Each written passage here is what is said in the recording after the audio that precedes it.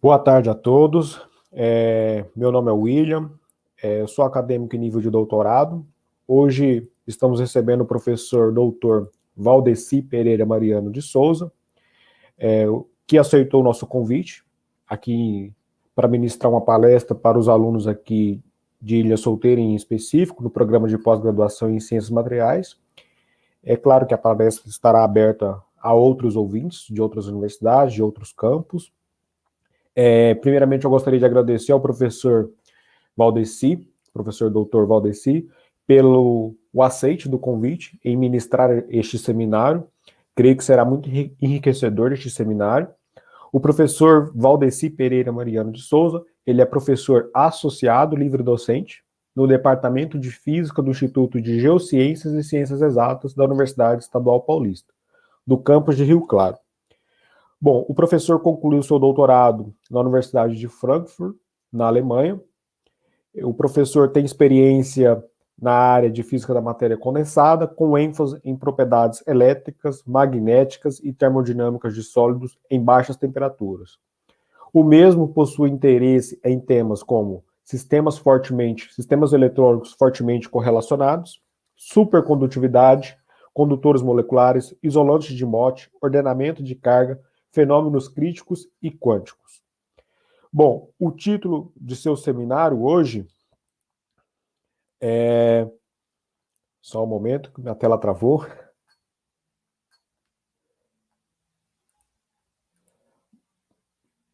Bom, o seu seminário hoje trata... Aqui, agora apareceu. Desculpa a demora, pessoal. O título do seminário do professor Mariano é Em Busca de uma Simbiose entre Experimento e Teoria na Física da Matéria Condensada. Então, estaremos prestigiando o professor Dr. Valdeci hoje nesse seminário e agradeço mais uma vez a presença de todos que estão nos assistindo, acompanhando esse seminário, e também agradeço principalmente ao professor por ter aceitado esse convite em ministrar um seminário para nós aqui, que creio que será muito enriquecedor. E passo a palavra para o professor Mariano. Boa tarde a todos, boa tarde, William, Guilherme, obrigado pela recepção, pelo convite, pela oportunidade de estar falando aqui para vocês um pouquinho sobre as nossas atividades. Gostaria de cumprimentar todo o pessoal de Ilha Solteira, o professor Rafael, o professor Seridônio, e eu gostaria de perguntar, antes de começar a discussão, quanto tempo eu tenho para falar, William? Bom, professor, você tem 1 hora para falar, mas se porventura passar um pouquinho, não há problema, tá? Pode ficar tranquilo quanto a isso. Perfeito, vamos tentar manter isso aí. Eu vou pegar e vou iniciar aqui então É o seguinte, o título do seminário é Em Busca de uma Simbiose entre Experimento e Teoria na Física da Matéria Condensada. Na verdade, eu estarei aqui falando para vocês, esse termo simbiose, ele foi escolhido meio que a dedo, e eu já vou deixar isso claro para vocês nas próximas transparências, tá? Eu sou, como o William mencionou, professor no Departamento de Física no Instituto de Geociências e Ciências Exatas da Unesp de Campus de Rio Claro. Essa aqui embaixo é a foto do nosso laboratório de pesquisa, tá? E aqui eu coloquei os agradecimentos aos projetos FAPESP ao longo dos últimos anos aqui, tá? Bom, vou fazer um prelúdio aqui, uma introdução, né? Aquilo que, né? Uma abordagem para esquentando os motores. Essencialmente, eu estou mostrando aqui para vocês o chamado Mapa da Física, tá? De 1939.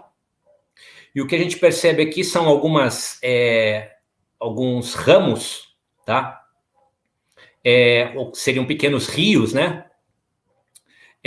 Vocês veem aqui, por exemplo, mecânica, a parte eletromagnética, eu estou indicando aqui com o mouse, vocês devem estar vendo. E mais acima nós vemos aqui, por exemplo, magnetismo, luz, eletricidade, som, mecânica, astronomia, energia aqui embaixo, radioatividade. Então, algo bem a moda antiga, tá? Bem aqui no meio você percebe que calor, né? E ao longo dos anos, né, com as descobertas científicas, esse panorâmica, o chamado mapa da física foi sendo alterado. Aqui uma versão um pouco mais moderna, uma versão de 2018, onde nós vemos aqui do lado esquerdo a física clássica, aqui os vários ramos da física clássica, relatividade, mecânica quântica, um pouco de filosofia e outros temas relacionados aqui, tá? Todos eles, obviamente, dentro de uma visão bastante moderna. E o que a gente percebe aqui, eu vou colocar aqui palavra-chave, nós vemos aqui embaixo termodinâmica. E aqui consta, essencialmente, entropia. Você vê uma chaleirinha aqui, olha. Bem aqui, vizinho, né? Isso não é por acaso. A gente vê física quântica e matéria condensada, olha, dentro da física quântica, tá? Eu vou estar falando para vocês bastante sobre física clássica, termodinâmica, física estatística, com uma dose de física quântica, tá bom? Esse é o nosso panorama dentro da física, é o panorama que eu vou estar discutindo com vocês aqui dentro desse seminário. Então, vamos lá. Gostaria, primeiramente, de apresentar aqui os colaboradores mais importantes. Eu destaco aqui a colaboração de vários anos com o professor Seridoni, aí do campus de Ilha Solteira. O meu orientador, o professor Michael Lang, da Universidade de Frankfurt. Lawrence Bartosz, também da Universidade de Frankfurt. Aqui tem o grupo de Orsay, que eu preciso destacar, o professor Jean-Paul Puget, Pascal Fourie e Alec Moradipur. Essencialmente, os cristais que nós estudamos de condutores moleculares unidimensionais, eles são provenientes desse laboratório, tá? O professor Puget é uma autoridade mundial no campo de raio-x, espalhamento de nêutrons e temas relacionados, e a professora Pascal Fourie, idem, tá? Eu destaco aqui também o professor John Schluter, do Argonne National Lab e da National Science Foundation nos Estados Unidos. E destaco aqui também um colaborador mais recente, nós temos 2 trabalhos aí que eu considero bastante importante, que é o professor Harry Eugene Stanley, tá? Um dos que a gente considera papas, né, na física estatística, tá bom? Vou até mencionar o livro dele na sequência. Então, vários dos papers que eu vou mostrar aqui para vocês, eles são assinados por essas pessoas e alguns coautores que, eventualmente, eu não mencionei aqui, só para encurtar essa lista de colaboradores. Bom, eu preciso destacar aqui também o professor Roberto Eugênio Lagos Mônaco, professor emérito do Departamento de Física da Unesp Rio Claro. Ele influenciou bastante a minha carreira científica, sempre trazendo aí um pouco de luz, né, dentro da teoria dos meus caminhos. Aqui uma foto dele não tão recente, cerca de 8 anos atrás, aqui do lado esquerdo, e aqui do lado direito, ele com a cachorra Akita, um pouco mais, na época que ele foi professor nosso aqui na Unesp Rio Claro, tá? Na época de graduação. Bom, a motivação nossa é a seguinte, é uma motivação bastante ambiciosa, eu já mostrei essa transparência aqui em outros seminários. Nós estamos interessados em entender o mecanismo de supercondutividade e, essencialmente, o objetivo final, se nós pudéssemos, assim, colocar na mesa, seria a descoberta de supercondutividade em temperatura ambiente e sob pressão ambiente, tá? Condições normais de temperatura e pressão. E o que nós temos feito no nosso grupo é estudar exatamente aquilo que eu chamei de simbiose. E agora eu me remeto ao título, tá? Aqui são mostrados 3 elipses, uma delas não tem ordem de prioridade aqui, elas todas têm o mesmo peso, mas uma associada à teoria, outra a uma caracterização de materiais, e a terceira aqui do lado direito é associada à síntese de materiais, tá? E o que a gente percebe é o seguinte, ao longo dos anos, vem percebendo que, geralmente, quem trabalha com teoria sabe muito sobre a sua área. Quem trabalha com caracterização de materiais sabe muito sobre a sua área, e quem trabalha com síntese, idem. Quer dizer, existe uma tendência no Brasil de nós focarmos apenas como se fosse num cômodo da casa inteira, tá? Eu vou tentar mostrar para você, o foco da minha apresentação é mostrar que é possível, né, fazer uma conexão, né, entre essas frentes, tá? É isso que o nosso grupo tem se ocupado e tem sido bastante gratificante, tem saído alguns resultados que a gente considera bastante importante para a comunidade. Bom, a motivação de estudar os condutores moleculares, essencialmente, que eu vou estar apresentando na sequência para vocês, é que em 1964, nesse trabalho aqui que eu estou indicando com o cursor, esse pesquisador, Little, ele propôs a possibilidade de sintetizar um supercondutor orgânico que tivesse temperaturas críticas acima da temperatura ambiente. Eu deixei até grifado aqui, olha, tá? Em vermelho. E a ideia, essencialmente, por trás desse fenômeno, é um trabalho puramente teórico, esse daqui. Ele não tinha nenhum link com com atividades experimentais naquele período, naquela época. É que você tem aqui uma espinha, tá? Essa aqui seria a molécula ou a estrutura do material, que é a espinha, e você tem um conjunto de cadeias laterais, que é no item B dessa figura, que são altamente polarizáveis. E essa polarização entre espinha e essas cadeias laterais daria origem a um tipo de interação eletrônica que faria o material superconduzir ao longo da cadeia A, tá? O mecanismo, ele é muito bem detalhado do ponto de vista formal, tá? E eu só estou passando a ideia aqui para vocês nessa transparência. Então, a motivação de estudar os materiais orgânicos, que eu vou estar apresentando o diagrama de fase para vocês na sequência, foi baseada nesse trabalho original de Little, tá?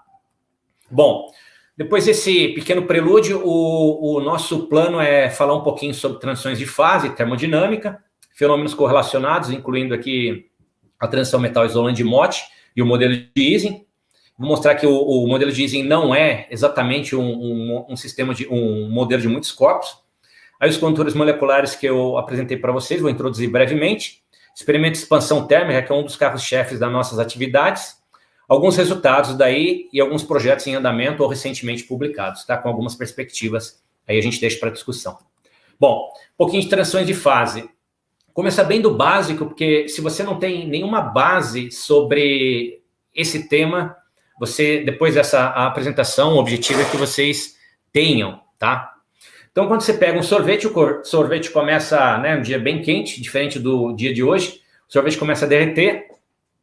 Então, ali vai acontecer uma transição de fase, tá? Tá indicando aquilo que nós aprendemos na quinta série do ensino fundamental, nós estamos mudando o estado da matéria aqui, né? De sólido para líquido. Nós temos outros exemplos, você pode pegar gelo, por exemplo, e colocar água fervendo no gelo. Ali acontece um conjunto, na verdade, de transições de fase, tá? E nós podemos ter também no nosso dia a dia, aqui no Brasil não é o caso, mas nós temos aí a manifestação de transições de fase, mudança de estados, efeitos da temperatura, quando nós temos, por exemplo, essas geleiras aqui, né, se rompendo nos polos, por exemplo, tá? Do ponto de vista formal, essas transições de fase, ou quando você tem uma substância, elas são descritas por um diagrama de fases, tá? O que eu estou mostrando aqui para vocês, do lado esquerdo, é um diagrama pressão versus temperatura, para uma substância hipotética, poderia ser a água. E aqui do lado direito é um diagrama campo magnético versus temperatura, tá? E aqui do lado esquerdo o que nós observamos é o seguinte, nós observamos aqui são indicadas as várias fases, fase gasosa, líquida e sólida. Temos a curva de sublimação. Temos aqui também a curva de fusão. E temos a curva chamada associada à pressão de vapor, tá? Por que esse diagrama de fase é importante? E aqui nós estamos falando por exemplo, de um fluido nessa região. Ele é importante pelo seguinte, um pouco da física que eu vou estar discutindo com vocês, ela está associada a esse ponto aqui, olha. Esse ponto é o ponto crítico. Essas transições aqui são transições de primeira ordem. E nós temos aqui um ponto crítico, onde ou próximo ao ponto crítico, as grandezas termodinâmicas, elas apresentam comportamento singular, tá? Isso é uma informação importante. Eu vou mostrar, só olhando esse diagrama de fase aqui, o que a gente percebe também é que a transição líquido-sólido, ela não termina no ponto crítico. E aí tem uma peculiaridade, eu deixo aqui para vocês responderem no final, tá bom? Do lado direito, nós mostramos aqui um sistema agora para um magneto, digo, o diagrama de fase para um magneto, já mencionei anteriormente. O que nós temos é o seguinte, é que à medida que nós aumentamos a temperatura, a gente chega numa temperatura crítica aqui, olha, onde nós quebramos, eventualmente, a ordem magnética de longo alcance, tá? Isso tudo que eu estou falando são transições de fase clássicas, que são aquelas governadas pela variação de temperatura. Eu posso já indicar aqui para vocês uma transição de fase quântica, é quando você traz o sistema próximo à temperatura de 0 grau, o zero absoluto, 0 Kelvin, e você utiliza um parâmetro de controle para variar aqui o ground state do sistema, tá bom?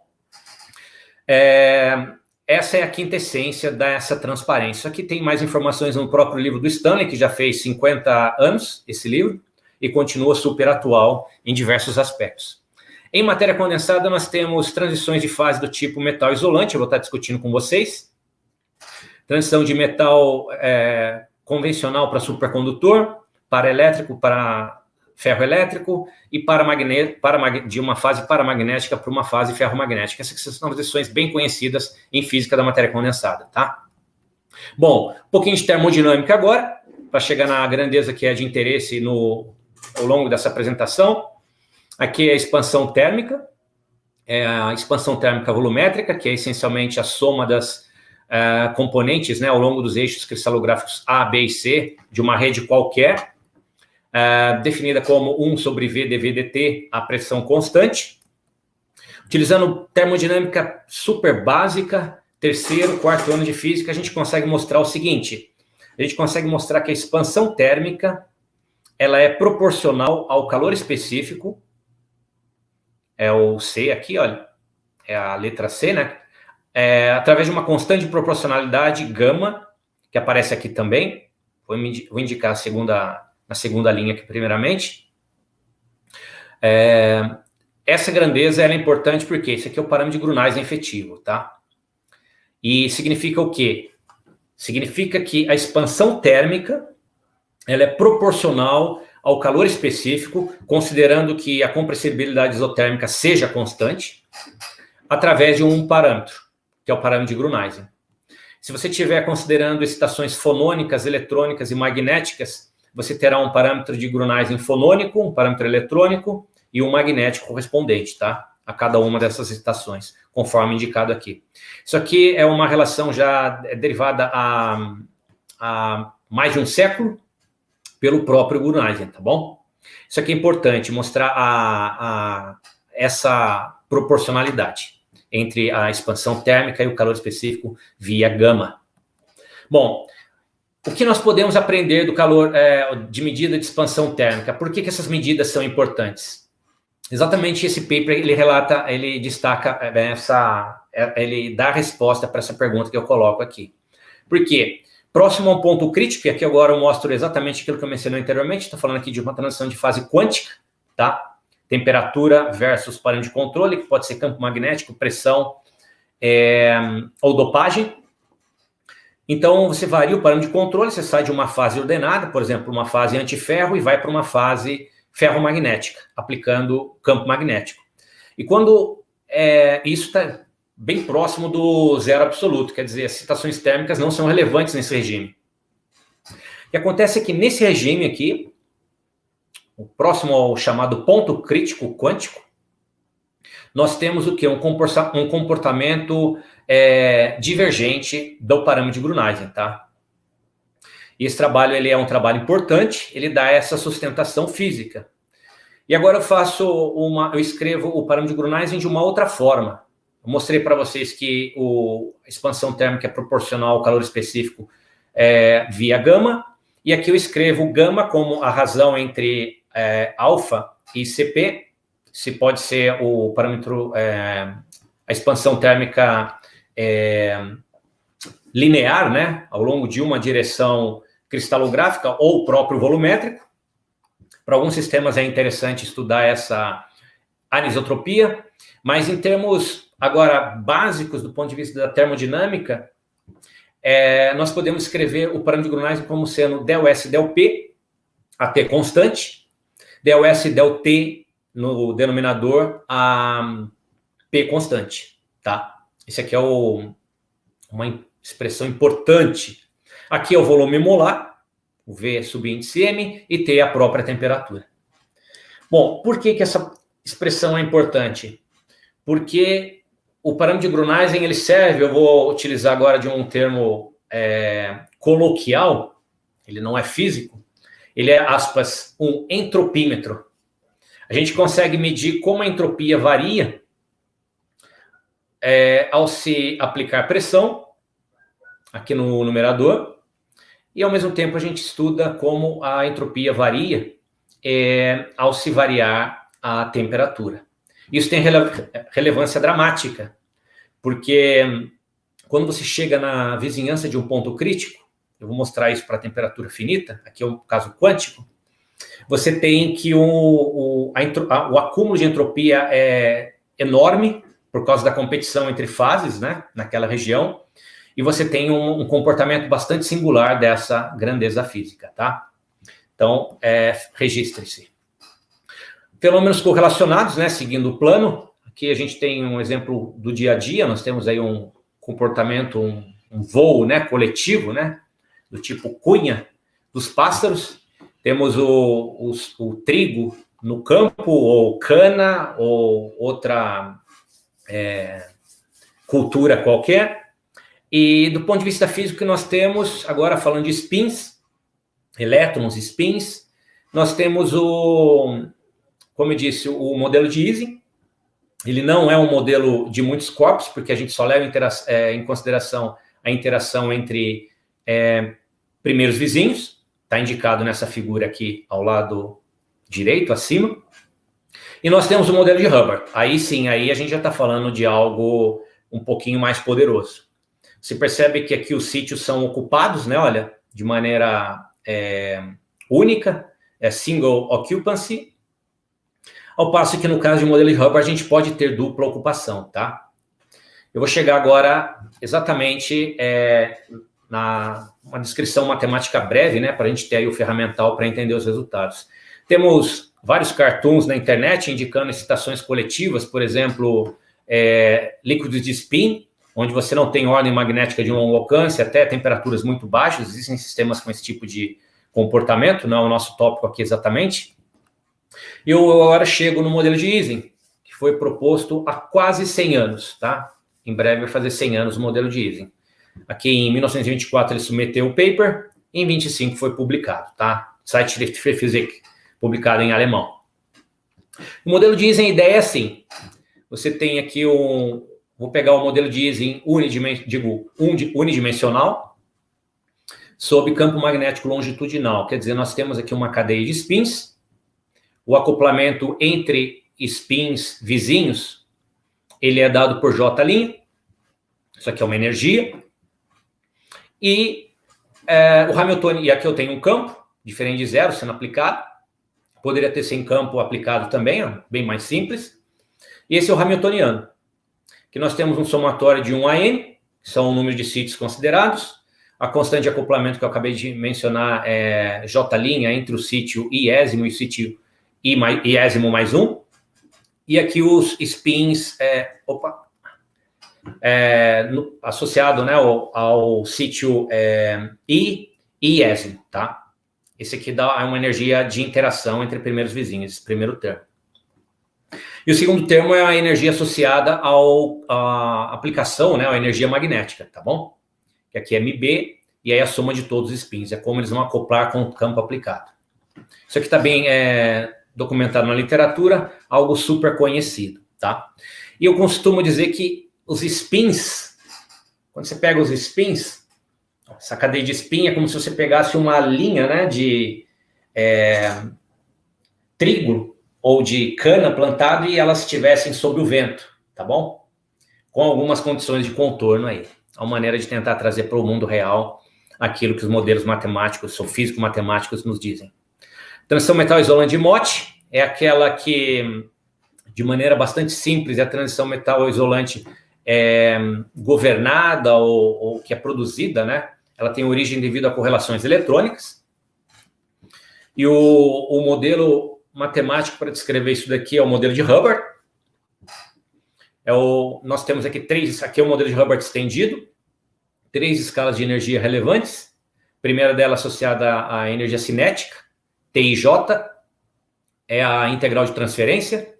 CI sigma daga, CI J sigma, são os operadores de criação e destruição. Isso no sítio I, né? E no sítio J, com spin sigma. Aqui nós temos a energia de Coulomb, é a chamada on-site Coulomb repulsion, que é a energia que a gente tem que pagar para ter a dupla ocupação num sítio, obedecendo o princípio da exclusão de Pauli. Aqui nós temos os operadores números, NI spin up, NI spin down, e essa é o termo associado à energia de repulsão entre sítios, tá? Você vê que os índices dos operadores números são diferentes. Então, V e J é a energia, ou a escala de energia associada à interação entre sítios vizinhos, tá bom? Aqui a situação fica bastante delicada, se você comparar com o modelo de Ising do ponto de vista formal. E o que a gente faz com o Hamiltoniano? Você tem que diagonalizar o Hamiltoniano, você acha as autoenergias, achou as autoenergias, você vai para a função de partição.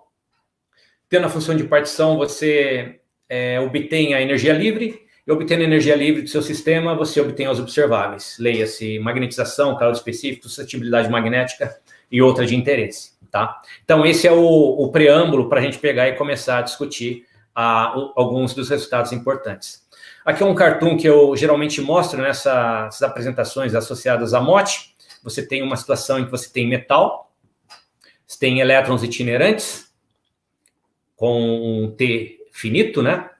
Sempre obedecendo o princípio de Pauli, princípio da exclusão de Pauli, como destaquei anteriormente. Você pode ter ocupação dupla, isso é plausível fisicamente. E aí, quando você sai desse regime itinerante, quando U passa a ser relevante, a gente geralmente obtém um isolante, tá? E esse isolante, geralmente, ele possui ordem magnética de longo alcance do tipo antiferro, tá? Spin up, down, e assim sucessivamente. Essa é uma rede hipotética bidimensional, mas toda a física está envolvida, ela já incorpora bastante da física que eu descrevi anteriormente no Hamiltoniano de Hubbard. Bom, os diagramas conceituais dos sistemas que a gente está interessado em estudar no nosso grupo são sistemas, eu não vou entrar em detalhes sobre a estrutura, não se preocupem em relação a isso não é relevante nesse momento. Nós temos aqui diagramas de fase, temperatura, pressão. São várias fases desse sistema unidimensional. Você observa que, dependendo do contra-ânion ou da pressão aplicada, você pode ter uma fase em baixas temperaturas do tipo spin Peirce, antiferro, spin dense wave e supercondutividade, tá?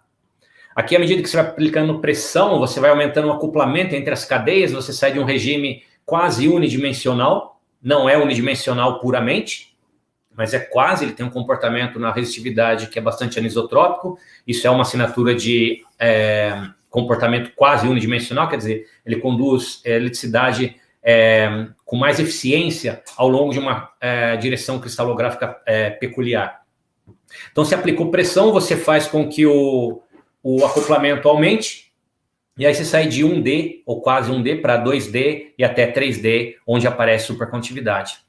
Aqui do lado esquerdo nós temos o regime de isolante de Mott, tá? É uma fase isolante correlacionada, e ela é uma fase de interesse. Eu vou mostrar uma transparência para vocês com resultados de constante elétrica que a gente obteve nesses sistemas aqui do lado, que estão grafados aqui, destacados em vermelho, tá bom? Um outro diagrama de fase de interesse constitui uma outra família de condutores moleculares, agora não mais unidimensionais, sob pressão ambiente, sim, quase bidimensionais. Você vê que a escala de pressão aqui é muito menor, se comparada com a escala de pressão que você tem que aplicar para variar o ground state. E aqui surgem alguns aspectos interessantes. O lado esquerdo aqui do diagrama de fases continua sendo um isolante de Mott. Você percebe que ele se ordena antiferromagneticamente, conforme eu destaquei anteriormente. Você tem uma linha de transição de fase de primeira ordem, bem similar àquela que eu mostrei para vocês sobre a água, no primeiro diagrama de fase dessa apresentação. E aí, quando você aplicando pressão, esse material vira supercondutor, tá? Esse domínio cor de laranja. Aqui nós temos um metal do tipo, um comportamento metálico tipo líquido de Fermi, e aqui costuma-se dizer, por causa de assinaturas em resistividade elétrica, que é um comportamento metal do tipo anômalo, tá? Tem uma outra classe de materiais bastante similar a essa, só que ela não apresenta ordem magnética de longo alcance, que é o chamado líquido de spin. Eu não vou focar nisso daqui hoje, tá? Bom, eu vou pegar agora, esses materiais vêm sendo estudados ao longo de muitos anos. Esse diagrama de fase é um diagrama experimental, você vê os pontos aqui, olha, exatamente o diagrama de fases que eu mostrei aqui no meio, nessa transparência. E o que ocorre é o seguinte, você percebe aqui uma similaridade, por exemplo, com óxido de vanádio dopado com cromo, tá? Você tem aqui uma fase isolante do lado esquerdo do diagrama de fase, quer dizer, para baixas pressões, ou para esse nível de dopagem, no caso de óxido de vanádio dopado com cromo, e à medida que você vai aplicando pressão, os materiais, esse material orgânico, ele vira supercondutor, mas esse material aqui não, tá? O óxido de vanádio dopado com cromo, não. Você tem uma peculiaridade aqui, os dois sistemas possuem pontos críticos, conforme eu destaquei anteriormente, e uma pergunta de interesse é por que o óxido de vanádio não apresenta supercondutividade, tá? Eu agora me reporto aos chamados Height-Cis, isso aqui são materiais que ainda continuam sendo tópico de interesse. Você tem também aqui uma fase antiferro, uma fase do tipo vidro de spin, que separa, né, a fase antiferro do domínio supercondutor, tá? Aqui é um regime de pseudo-gap, non-Fermi liquid, e um líquido de Fermi aqui do lado direito, digo para sistema o chamado overdoped, quer dizer, o sistema dopado acima da região onde o domínio supercondutor aparece. E a pergunta fundamental que aparece aqui é a seguinte, o que nós estamos interessados em entender é como supercondutividade aparece ao sair da fase isolante de Mott, passar pela linha de transição de fase de primeira ordem e se tornar supercondutor. Como é esse processo, tá? E um outro aspecto que acontece próximo ao ponto crítico, tá? Eu vou pular a parte de condutores moleculares. Se alguém tiver interesse, eu posso falar um pouquinho no final. Então, agora alguns aspectos experimentais para a gente chegar nos resultados de fato, tá? A gente sabe que é muito fácil medir, por exemplo, na escala macroscópica, né? Você pegar um metro, uma fita métrica, uma escala, um paquímetro, um micrômetro.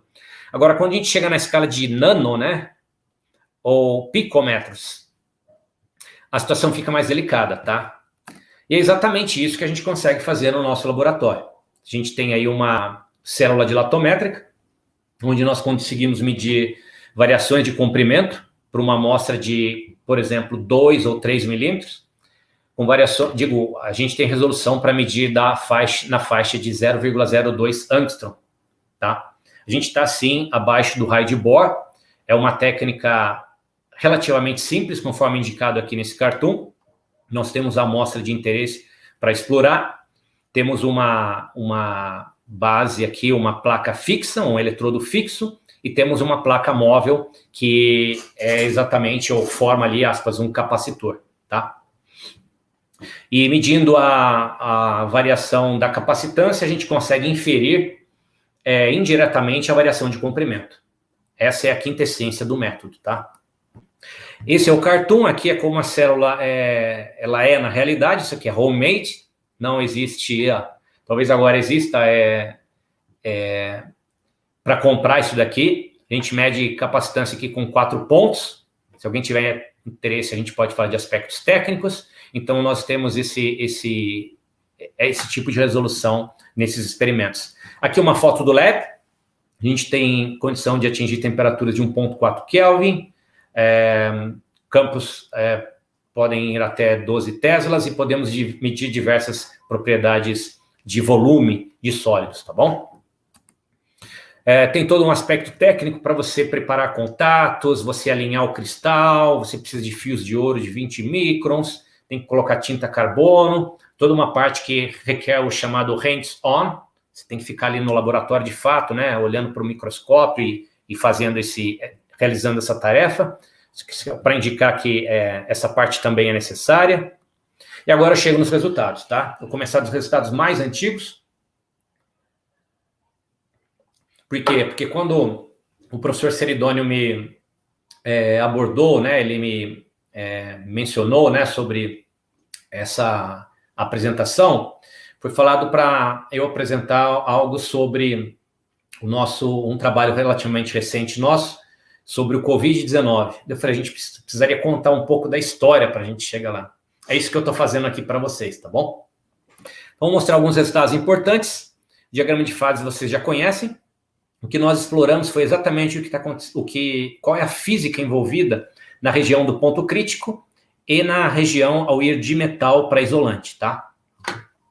Isso aqui deu origem a 2 trabalhos importantes. Um deles nós mostramos um comportamento anômalo ao ir de metal para isolantes, tem uma variação de volume bem peculiar, e a outra que nós mostramos que a relação de Grüneisen, ela não é válida,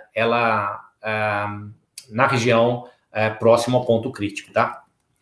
Esse é um resultado importante.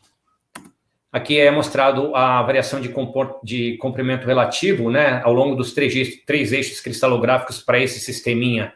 Aqui eu estou mostrando para vocês a célula unitária, resultado bem antigo, ainda da época do meu doutorado, isso daqui. E o que é interessante é que nós temos aqui ao ir de metal para isolante, nós temos uma variação de volume de 0,04%, tá? De tal forma que o volume do isolante é maior do que o volume do metal, tá? Em outras palavras, a rede reage, né? Quando os elétrons se localizam, a rede reage de uma maneira bem peculiar e anômala, conforme indicado, pode ser visto nesses resultados daqui, tá bom? Sem maiores detalhes, eu passo agora para um trabalho importante, o segundo, né? Que é o que está acontecendo ali na região do ponto crítico. Nós fizemos uma consideração, aqui teve um input muito forte do Lorentz nesse trabalho. Nós assumimos que a diferença entre o volume do isolante, a diferença de volume do sistema, né, na fase metálica, ela tem ela segue essa lei de potência. Análogo ao que acontece com a água próximo ao ponto crítico, onde tem a diferença de densidade líquido e gás, tá? Ela é independente do expoente beta.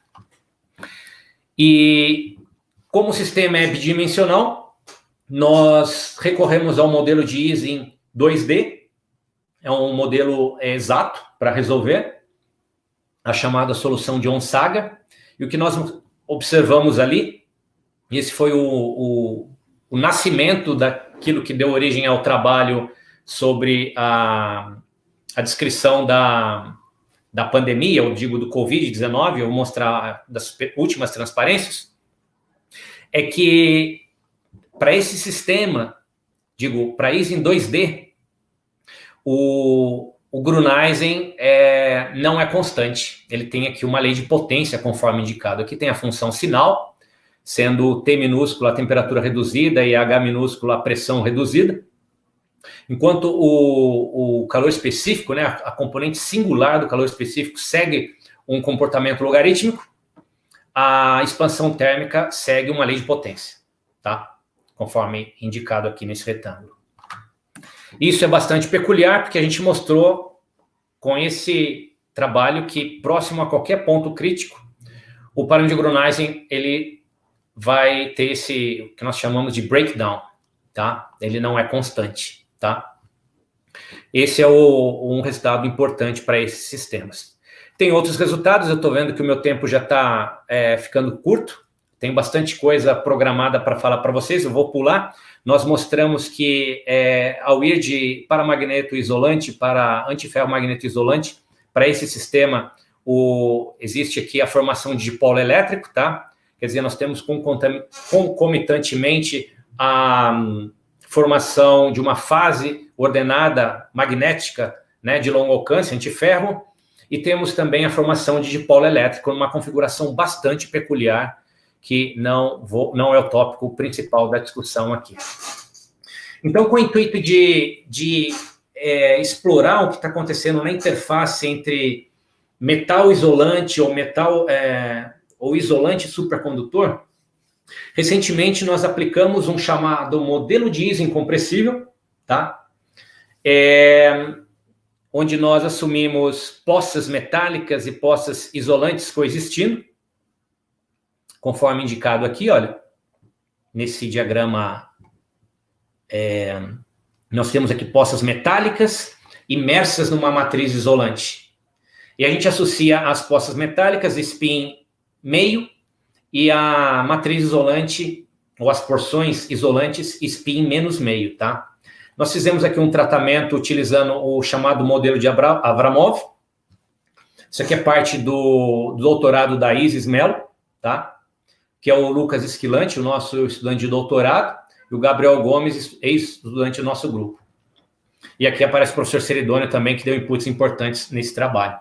E o que a gente mostrou aqui foi o seguinte, a gente chega à conclusão que quando nós cortamos essa linha de transição de fase de primeira ordem, que eu destaquei anteriormente, o tempo de relaxação, ele é aumentado dramaticamente, tá? E significa ali que existe é como se o sistema ficasse lento.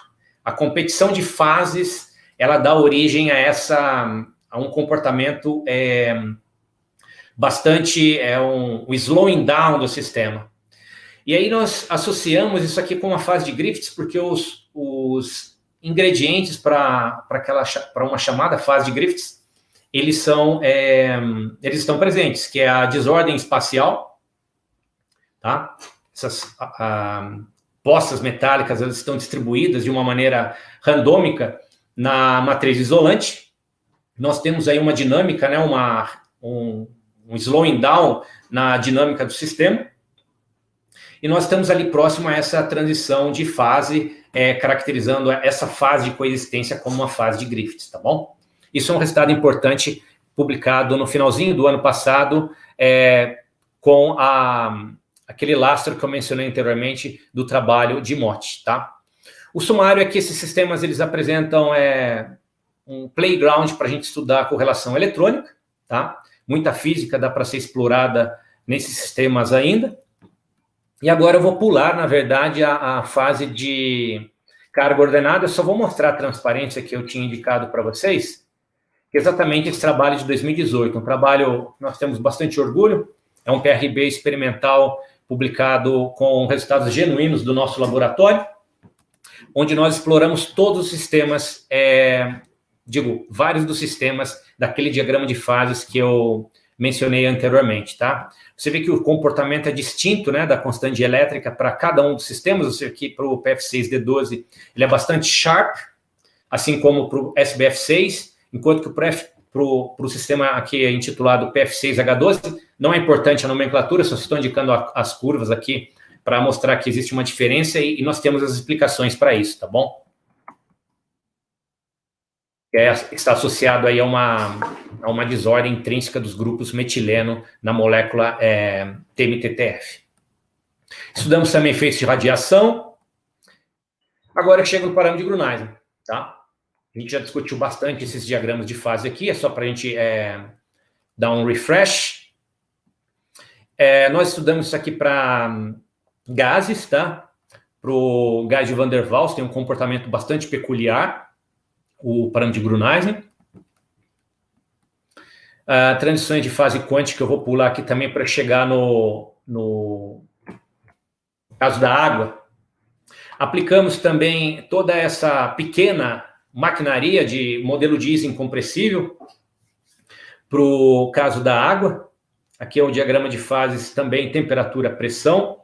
Nós temos, geralmente nós conhecemos essa região aqui, né, do diagrama de fases, que é a região líquida ou gás, né, onde quando a gente ferve a água no nosso fogão, a gente não consegue chegar no ponto crítico, geralmente com o fogão, ou digo, em casa, né, quando vai preparar um café, mas o que nós estudamos foi essa região do diagrama de fases aqui, olha, que é a região da água super resfriada, tá? Quando você tem a água no refrigerador e a água continua líquida, mesmo abaixo de 0 graus Celsius, tá? Todo mundo já teve essa experiência. Você pega a água e ela se cristaliza daí. Lá em baixas temperaturas, que estou indicando a faixa de temperatura, mais ou menos 210 Kelvin, para pressões relativamente moderadas, nós temos aqui um chamado Liquid Critical Point, tá? Onde nós temos a linha de transição de fase de primeira ordem, é uma linha associada a duas fases distintas, né? Ela separa duas fases distintas, que é a Low Density Liquid, LDL, do lado esquerdo, e aqui a High Density Liquid. Essa região chamada No Man's Land é uma região que não se tem conhecimento, é terra de ninguém, né? Nós não temos acesso do ponto de vista experimental por causa dos processos metastáveis envolvidos na água, né, nessa região, tá? Aqui temos uma melting line, também conhecida nossa, e aqui temos a chamada Weedon Line, que é a linha, né, da região supercrítica, onde as grandezas termodinâmicas têm um comportamento bastante peculiar, tá? Isso aqui foi divulgado na mídia, aqui são os resultados obtidos, é um trabalho teórico, e temos aqui um outro trabalho sobre excitações magnéticas em baixas temperaturas. A gente mostra que a matéria sempre tende a se ordenar em baixas temperaturas, porque a entropia, né, a termodinâmica tem que valer, tá bom? Se você não considerar interações locais, você tem um comportamento, interações locais significa o campo local, né, devido ao momento magnético intrínseco de um dado sistema magnético. Se você não considerar o chamado campo local, BLOC, você tem um comportamento singular do parâmetro de Grunheisen no regime de baixas temperaturas e campo tendendo a zero, ao passo que quando você considera BLOC, nós temos um comportamento bem smooth. Esse comportamento singular deixa de existir, tá? Então, a matéria tende a se orientar em baixas temperaturas. Eu vou pular aqui esse trabalho um pouquinho mais antigo nosso. Aqui também um outro sobre supercondutividade. E eu chego aqui no caso da Covid-19. Epidemics. A gente aplicou o modelo de Ising para o caso da epidemia, né, do Covid-19. A gente fez uma revisão do que é conhecido na literatura e apresentamos novos conceitos associados a um parâmetro de interação. Vou mostrar ele na próxima transparência. Aqui também esse trabalho é parte do doutorado da Isis. Lucas participou desse trabalho também, o Gabriel Gomes, o professor Seridônio. Aqui eu preciso mencionar anteriormente que esse trabalho aqui, olha, que eu mencionei anteriormente, que a matéria tende a se orientar em baixas temperaturas, ao se ordenar, ele é parte do trabalho do Lucas e assinado aqui pelo pessoal que eu já mencionei anteriormente também. Então, o que nós consideramos? Todo mundo já está especialista em Ising. Aqui do lado esquerdo é mostrado novamente o modelo de Ising em uma dimensão.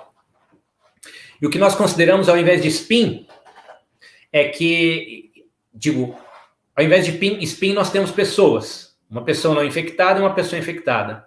A pessoa infectada, a gente associa spin meio, por exemplo, na pintura do magnetismo. E a pessoa não infectada, a gente associa spin menos meio. E a interação entre as pessoas, analogamente a constante de acoplamento, no caso do modelo de Ising magnético, a gente chama de delta epsilon, tá? Esse é um chamado parâmetro de interação. E nós calculamos aqui, é possível deduzir, está totalmente em detalhes no paper, o número total de pessoas, né? Aqui é o CT, e aqui o número de pessoas saudáveis. E à medida que vai acontecendo essa interação, a gente vai reduzindo o número de pessoas saudáveis. Esse número de interação que estou me referindo é o número de interação entre uma pessoa infectada e uma pessoa não infectada, tá? Nós associamos o parâmetro de interação, delta epsilon ele é proporcional aqui a 1 sobre a raiz quadrada do número de pessoas na quarentena. Quer dizer, se aumenta o número de pessoas na quarentena, você reduz a interação, e esse é o core do trabalho. A gente mostra aqui que para reduzir, né, dentro de uma pintura simples de Ising, reduzir o número de infecções, nós precisamos sim de quarentena, tá? Isso é ciência. E eu mostro aqui para vocês no gráfico à direita acima o número de casos pelo número de dias. Isso aqui foi logo no surgimento da pandemia. Os dados eles se ajustam muito bem aos resultados, aos dados, né, reais, né, publicados na imprensa e nos veículos oficiais.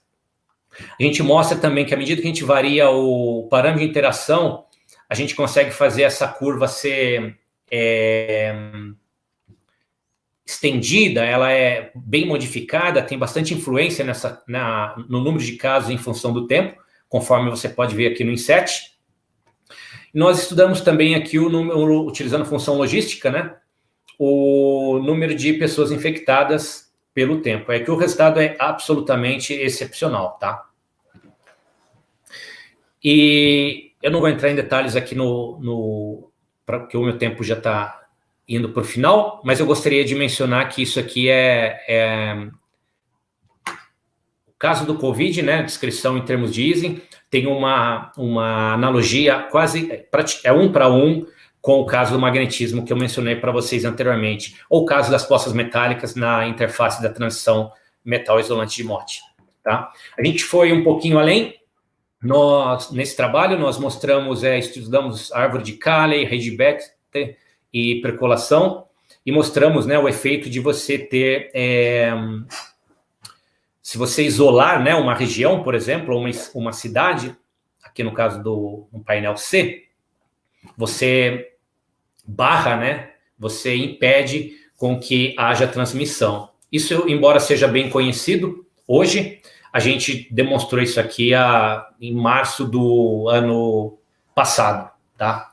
Esse paper a gente teve aí bastante trabalho, mas ele demorou para ser aceito aí por uma certa resistência da comunidade. Bom, eu vou agradecer aqui às agências de fomento que têm dado recursos para a gente continuar trabalhando.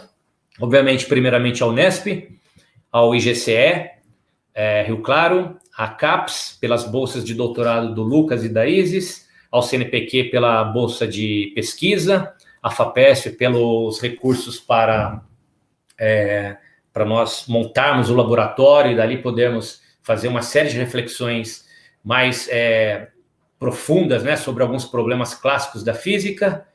E agradeço também aqui ao pessoal do grupo. Está faltando aqui as fotos de outros membros mais recentes. Aqui aparece o nosso alumni, o César, que hoje está fazendo doutorado lá na Federal ABC, o Lucas, que é o nosso doutorando, a Isis, doutoranda, o Gabriel é alumni, José Henrique, iniciação, Vinícius Bueno, iniciação científica. Aqui está o nosso site, visitem o nosso canal no YouTube, se inscrevam, deixem comentários, sugestões. Com isso eu termino aqui em 5 minutos, antes da 1 hora, William. Obrigado pela atenção. Obrigado, professor, pelo seminário. Foi bastante enriquecedor aí a sua apresentação. E eu gostaria de parabenizá-lo pelos trabalhos que se mostram bastante relevantes, né, atualmente, principalmente esse do Covid. Gostei bastante. Gostaria de abrir a perguntas para a plateia. Se tiver algum questionamento, alguma pergunta, alguma colocação que queira fazer.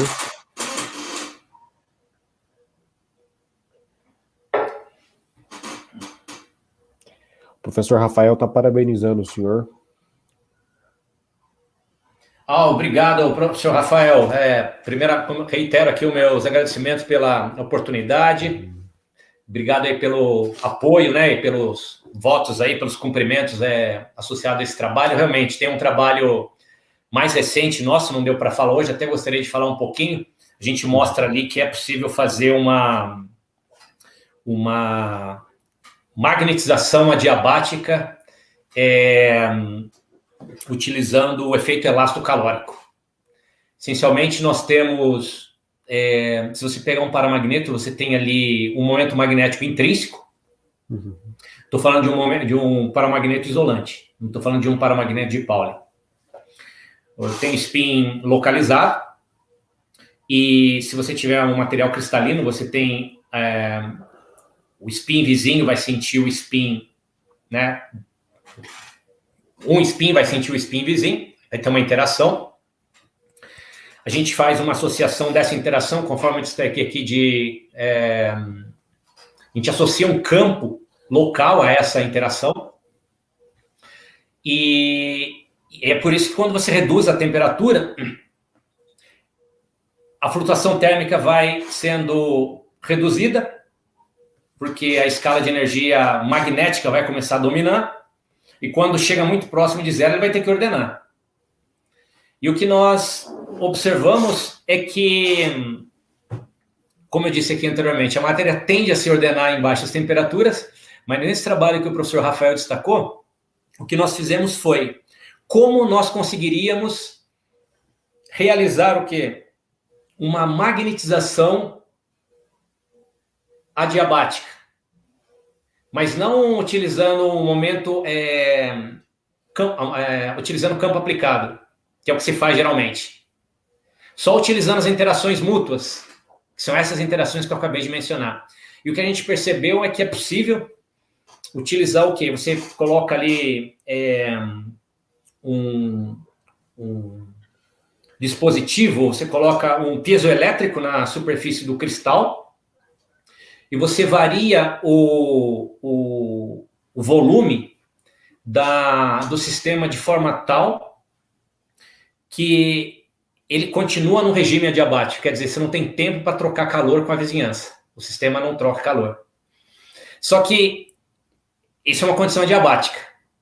Só que, como ele não troca calor, para que aquela condição, quer dizer, para a entropia continuar constante, né, adiabático, essas interações mútuas vão se ordenar. Então, a gente magnetiza variando o volume em condição adiabática. Esse é o efeito elastocalórico, magnetização adiabática induzida pelo efeito elastocalórico. Isso, né, o pessoal gostou aí da comunidade, é o trabalho realmente mais recente nosso, que saiu aí na mídia nos últimos dias, aí o pessoal reagiu de uma maneira bastante positiva, viu? Bem bacana, você vê que uma física, volta lá no mapa da física que eu mostrei anteriormente, bem próximo ali da física clássica, mas tem muita coisa nova, muita coisa interessante para se explorar ainda. Sim. Professor, eu tenho uma dúvida. Pode responder a dúvida do Luciano primeiro, ele mandou no chat aqui. Parabenizar o senhor também. Perfeito, estou lendo aqui, uma pergunta de cunho mais geral. Como o senhor vê simbiose entre teóricos e experimentais no Brasil? Essa é uma pergunta fatídica, Luciano, tá? Ela é uma pergunta fatídica no bom sentido, né? Eu estou utilizando aqui do termo. Por quê? Porque eu tive a gente teve a oportunidade de viajar para vários lugares diferentes, né? Uma experiência super interessante foi a visita que eu tive no Instituto Weizmann, em Israel, onde eles são proibidos de fazer pesquisa aplicada. Ali não se visa fazer pesquisa aplicada. É contratual.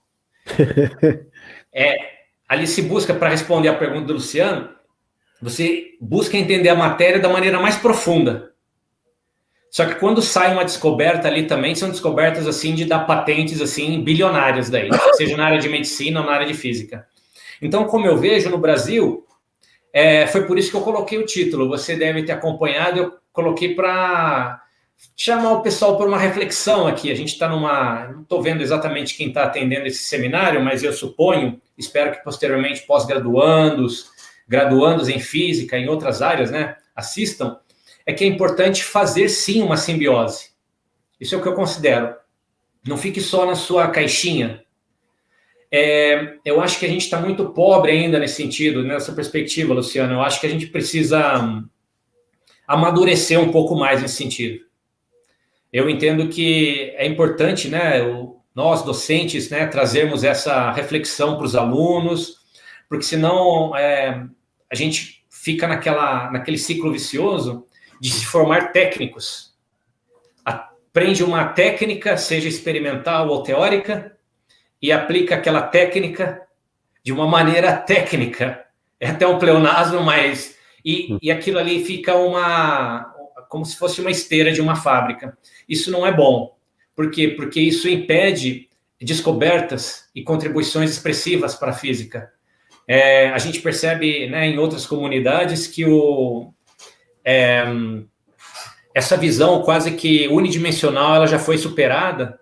Então, fica aqui para o pessoal né, uma reflexão mais profunda nesse sentido, para tentar trabalhar dentro dessa perspectiva, né?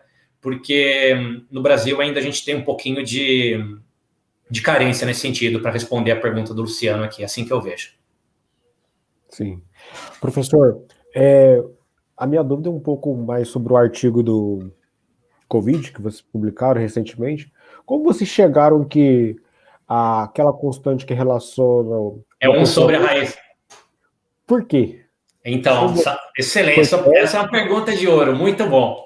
Porque foi teste, tentativa e erro? Foi teste. Ali bacana. Foi teste. Ali o core, você pegou o core, é o ponto que o referi perguntou para a gente, exatamente. Sim. Foi teste, a ISIS fez um trabalho excelente dentro desse artigo. Ali nós testamos outras leis de potência, até funcionam, mas aquela raiz que a gente coloca ali, ela é mais apropriada, sabe? Sim. Então, try and error. Parabéns. Isso. O que é interessante, William, porque é verdade. Não foi fácil. Não foi fácil. Muita discussão, reflexão, né? Discussões. Sim. Por quê? Porque você aumenta o número de pessoas na quarentena, que é aquele N minúsculo, né? Para quem assistir depois. Quer dizer, você aumentou o número de pessoas na quarentena, todo mundo em casa, não interage, né? Certo. Mas como isso vai... Então, inversamente proporcional, né? Uhum. Podia ser só 1 sobre N, a gente fala. Mas a gente viu que com a raiz fica mais realístico. Até fiquei curioso porque no meu mestrado eu trabalhei com vidro de spins, né? E aí lá eu também estudei no início o modelo de Ising, é claro que é a base de tudo. E dali a gente também tem um termo que relaciona interações, só que um termo que obedece uma distribuição gaussiana, né? Eu fiquei pensando, até esperava ser uma exponencial elevada a alguma coisa, negativo, né, lá em cima, para que fizesse sentido. Exato, para cair, decaimento. Mas a sacada realmente foi muito genial de usar aquela constante, naquele formato. Então, ela entra na exponencial, viu, William? Se você olhar depois o paper, ela vai entrar na exponencial, mas a dependência de delta com o número de pessoas na quarentena segue essa linha. Bem, é simples, né? Você vê, mas funciona. É uma sacada muito genial, né? Simples, mas genial. É mérito da ISIS, viu? Sim. Mas... Sobre a célula de expansão, são 4 contatos. Em geral, usa-se um contato em cada placa em laboratório didático, é verdade. Qual seria o papel dos 4 contatos? Excelente. É porque, assim, como nós temos ali um capacitor de placas paralelas, né, capacitor cilíndrico de placas paralelas, nós temos impreterivelmente um tilting, um desalinhamento das placas. E quando nós colocamos 2 contatos numa placa e 2 contatos na outra, a gente faz uma média para melhorar a precisão do experimento. Porque as placas são trazidas muito muito próximas umas das outras. Porque quanto mais próxima, melhor a precisão. Vai o C sobre D, né, no capacitor a capacitância é proporcional a 1 sobre D, né? De tal forma que se trouxe muito próximo, você variou um pouquinho a distância, a medida da capacitância vai variar bastante. Porém, se você tiver um ponto só, você não terá a média que eu falei, né? É uma média no bom sentido aqui, digo, experimental, né? Você põe 2 contatos ali, você fala, o equipamento lê 2 contatos vão para um, 2 contatos vão para outro. Quer dizer, nós temos naturalmente aí uma pseudo-média para reduzir o erro na medida da capacitância. Essa é a ideia de usar os 4 contatos, bem diferente do capacitor de 2 pernas que a gente vê no laboratório, né, Rafael, que a gente ensina, que o pessoal vai lá e coloca naquelas plaquinhas, ou com o cabo garra, coisas assim. Então, no nosso caso, é um pouquinho diferente. Você vê que ali a gente está utilizando fios de 20 microns também, atachado as placas. Isso não é relevante para o experimento em si, para melhorar a resolução, mas é um aspecto técnico importante. Certo. É isso.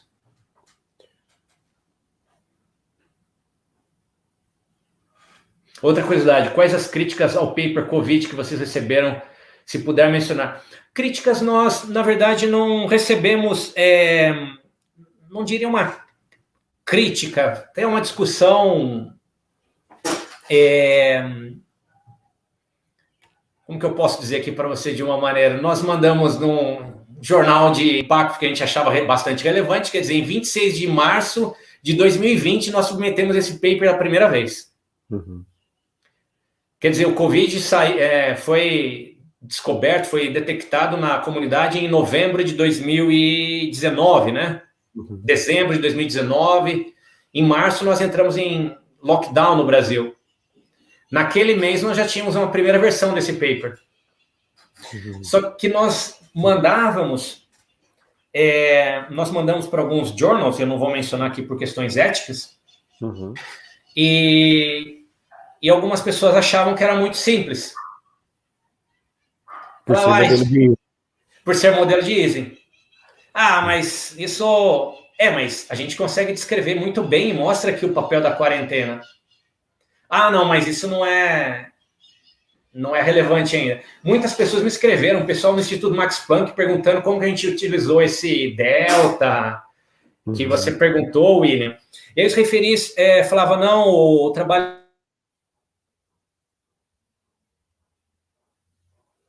Professor?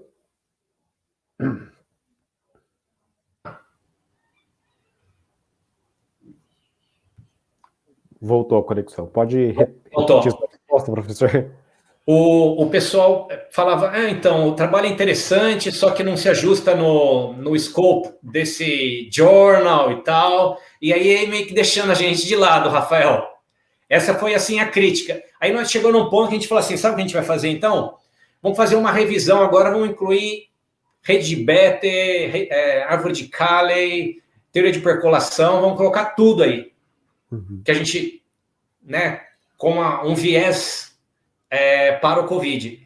Aí nós escrevemos um trabalho de revisão e colocamos elementos novos como esse que eu discuti com vocês aqui. Então, essas foram as críticas, mas você sabe, né, Rafael, esses trabalhos, dependendo do journal, para ter uma resposta, vão 3 semanas, e aí você quando manda para o referido, demora mais 3, 4 semanas, essas foram essencialmente as discussões. Porque depois, quando nós mandamos para o Physical, o trabalho foi aceito assim de uma maneira direta, praticamente. Só pequenos detalhes cosméticos e tal, mas sem grandes... Acho que a comunidade deve ter se assustado, porque como um modelo tão simples, modelo de Ising, não é um modelo complexo, consegue explicar.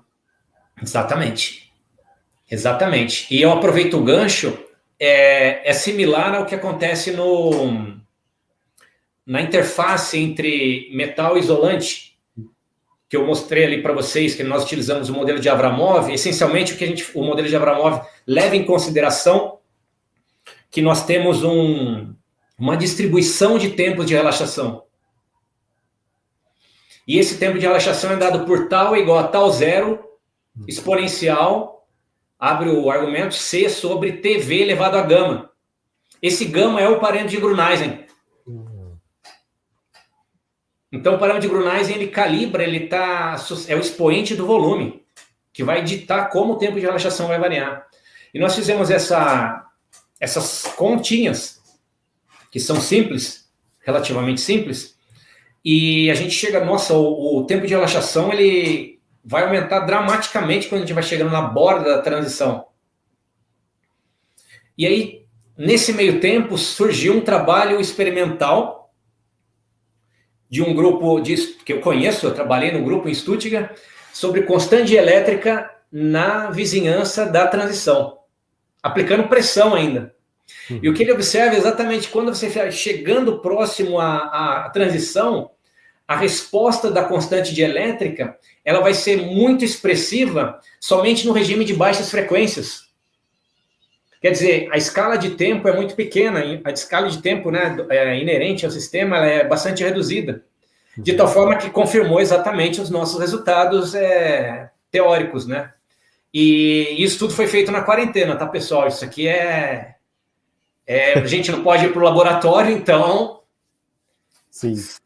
Fica aí a reflexão, mas aí o pessoal não teve faltou uma aceitação direta, Rafael, pegando o gancho com essa pergunta que você fez sobre o Covid.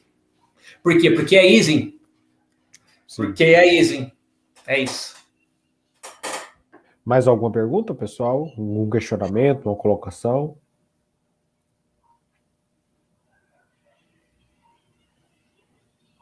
Perguntei, pois trabalho muito bem fechado e interessante, acabou tendo dificuldades. Você vê como é que é, né? Comunidade, né? Por isso que a gente precisa fazer ainda melhor, né? Como brasileiros, né? Como, né? Sul-americanos, para a gente poder não evitar esse tipo de problema aí em submissões de artigos, tá? O que eu vou aproveitar para fazer um comentário aqui, isso é quase que de utilidade pública, William. Quando o pessoal for submeter papers e tiver taxa de publicação, é importante pedir de antemão, já na submissão, o chamado waiver, que é o perdão, né, para o pagamento da taxa de publicação, porque sendo aceito, daí não precisa pagar a taxa de publicação, né, porque Scientific Reports aí é quase 2.000 euros ou 2.000 dólares, né, que é 10 mil reais, né, então, se você pedir isso, né, no último trabalho a gente pediu e a gente conseguiu, então... Fica a dica para o pessoal e aproveitando o gancho. E muitas vezes essas taxas acabam deixando inacessível a publicação. Exatamente isso, é nesse sentido que eu estou falando, viu? Obrigado, Seridone, aí pelos cumprimentos, viu? Você faz parte dessa apresentação aqui também, viu? Você é super colaborador, né? Amigo, companheiro aí de décadas na física, tá? Mas a taxa de publicação é importante, porque se você for para journal de mais, né, fator de impacto mais alto, vai ficando cada vez mais alto ainda, né? Não é só ser aceito, né? Você tem que pagar a taxa ainda, né? Exatamente. E muitas vezes os doutorandos sobrevivem de bolsas de estudos, então não tem como. Totalmente inviável, é verdade. Mais algum questionamento, pessoal? Alguma colocação? Bom, acho que não há mais nenhum questionamento. Professor, eu gostaria de agradecer o seminário. Foi bastante enriquecedor, bastante informativo, e vemos que realmente temos inúmeros brasileiros que trabalham com física de ponta e publicam em revistas de grande impacto. Então, isso é bastante relevante, porque muitas vezes a gente tem a síndrome de vira-lata, né, que achamos que nossos cientistas não são bons, né? E é muito pelo contrário. Temos trabalhos de grande relevância, de grande impacto, aqui, com físicos brasileiros, trabalhando aqui no Brasil. Excelente. Então isso é bom, porque vemos que nós temos desempenhado um papel importante. Haja vista que, mesmo que nós cientistas muitas vezes não somos desacreditados, né? É verdade, viu? Infelizmente, né? Sim. Mas tem muita gente boa mesmo, né, William? E a gente precisa exaltar isso, viu? Sim, com certeza. Muito importante. E então, o senhor está de parabéns, os seus estudantes. A Isis está de parabéns, porque Obrigado. eu acho que não foi fácil aquela tentativa e erro. Então, acho que o senhor tem feito um trabalho bastante importante. Parabenizo o seu grupo, tá? Obrigado, William. Obrigado mais uma vez, Rafael, pelo cumprimento aí. Um grande abraço, viu? Obrigado. Creio que a palestra vai ficar disponível, depois a gente disponibiliza o link para que o senhor possa divulgar em seu canal. E, no mais, quando tivermos mais outras oportunidades, iremos convidá-lo com certeza. Alegria sempre. Um abraço para toda a Ilha Solteira aí. Se cuidem aí, tá? Mais uma vez, obrigado pela oportunidade. Um super abraço para vocês. Como eu sempre digo, boa física, tá? E se cuidem.